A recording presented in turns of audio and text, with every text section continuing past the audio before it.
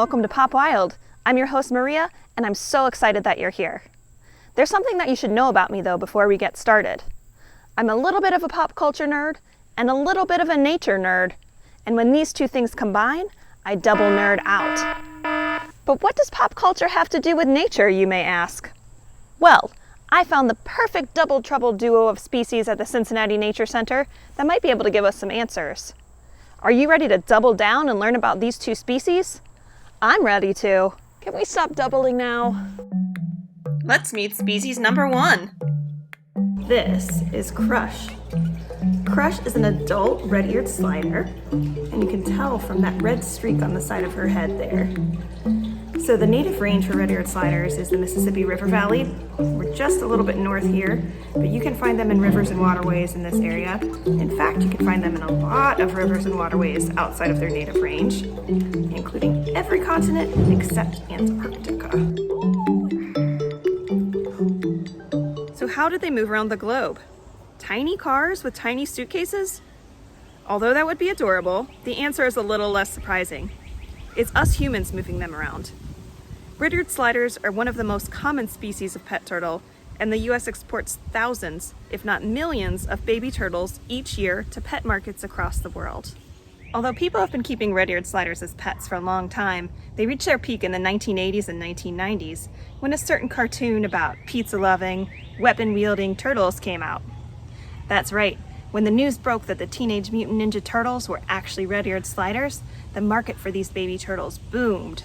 Now here's where I'd like to play the iconic Teenage Mutant Ninja Turtles theme song for you, but here at Pop Wild, we don't quite have the budget for that. So we made a slightly similar version that maybe will ring a few bells.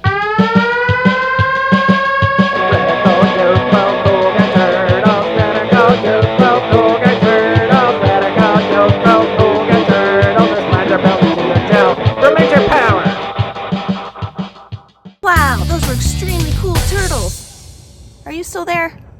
Okay, so kids are watching cartoons and begging their parents for the pet turtle of their dreams. Now here's where the problem lies. When you buy a baby red-eared slider, it's probably the size of a small cookie. But this baby is gonna grow. After a couple of years, that cute little cookie is gonna be more like a big old sweetie pie. Attention, this is a public service announcement. Don't put turtles into your mouth. It can make you very sick, and turtles won't like it either. Bigger turtles means bigger tanks and more food. And these turtles can live for decades. When faced with a bigger turtle and a bigger responsibility than they had anticipated, people might start looking for an out.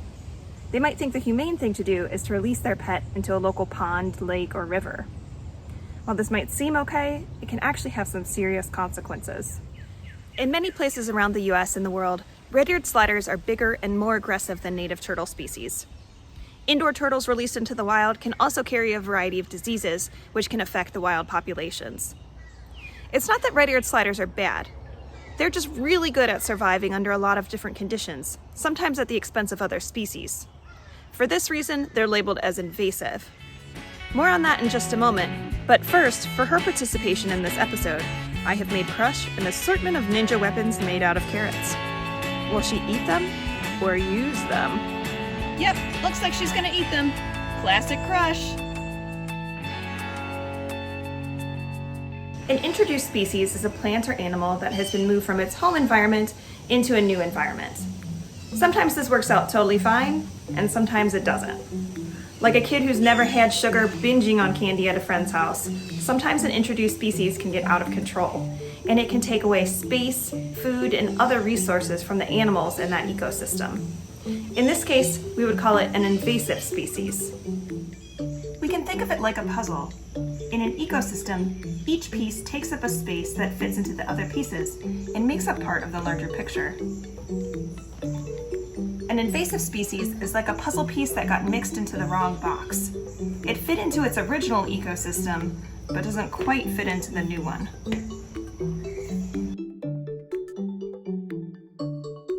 For the second species of our pop culture double trouble duo, we're taking it back from the cartoon crazes of the 1980s to the literary obsessions of the 1890s.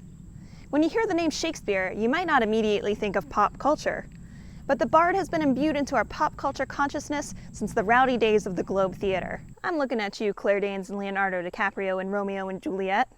In addition to giving us teen movies, Shakespeare might have given us one more thing. An invasive species called the European starling. I'm here bright and early at the Nature Center looking for European starlings. Now, you might be able to tell from the name that European starlings originally came from Europe. So how did they get here in the US? In the late 1800s, people formed what they called Acclimatization Societies.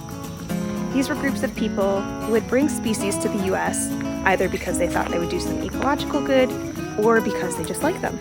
One of these acclimatization proponents was a man named Eugene Schieffelin. Now, Eugene lived in New York, and he was a huge aficionado of Shakespeare.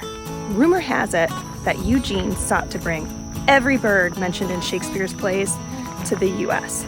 That's a lot of birds. So he brought over skylarks. Didn't do so well. He brought over nightingales. I didn't do so well either. Finally, he brought over a group of 100 European starlings, which get a shout out in Henry IV Part 1. And these starlings took off into Central Park and multiplied and multiplied and multiplied. I continued hiking and also set up some cameras around our bird feeders. I didn't see any starlings, but that's okay because there's someone who can tell us all about them. We're here with Emily Imhoff, who is the Zoology Collections Manager at the Cincinnati Museum Center, and she is going to help us learn a little bit more about starlings. Where could one find a starling in the U.S.? Well, if you're anywhere within the continental U.S., you're probably going to be able to find one. But the key to finding a starling is you want to look around where humans are, because they are used to living around people, they like to live around buildings, and they really like our lawns. And what would we be looking for? What's a distinctive feature about a starling?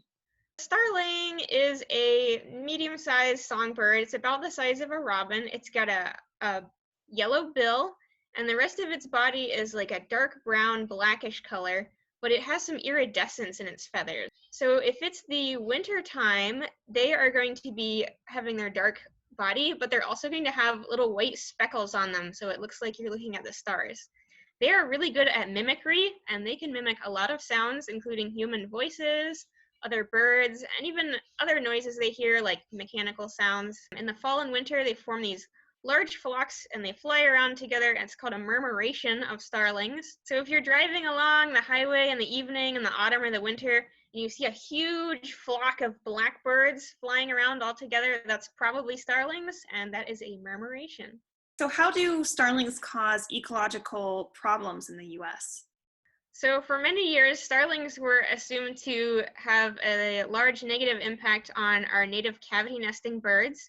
Starlings are known to use these cavities as well, and they're very good at taking the cavities from the native birds. They also have an impact on us financially, not just the native ecosystem, but they can cause losses to farmers by eating grain that's meant for livestock. What made the starlings able to survive here in the US? We will probably not know for 100% certain what exactly the reason was. The starlings, there are a lot of factors about them that make them good invaders. So for one thing, as far as food, they are generalists and they'll eat just about anything. They're very aggressive, and that doesn't necessarily mean they're angry and hostile. It just means they're very pushy about getting their way, about getting food, about getting nest sites, things like that. Great. Well, thank you so much, Emily, for talking with us today. You're welcome. Happy birding. Humans move plants and animals around for a lot of different reasons, and as we found out, some of those can be quite peculiar. Starlings and red-eared sliders are the perfect examples of this. Who'd have thought how they got where they are? It just goes to show that us humans can have an impact on the ecological puzzle, even if it's just because of our love for pop culture. Thanks for watching this episode of Pop Wild. If you've seen starlings or red-eared sliders in your neighborhood, or if you have an interesting story on how an animal got from here to there, let us know in the comments below. And until next time, keep it curious.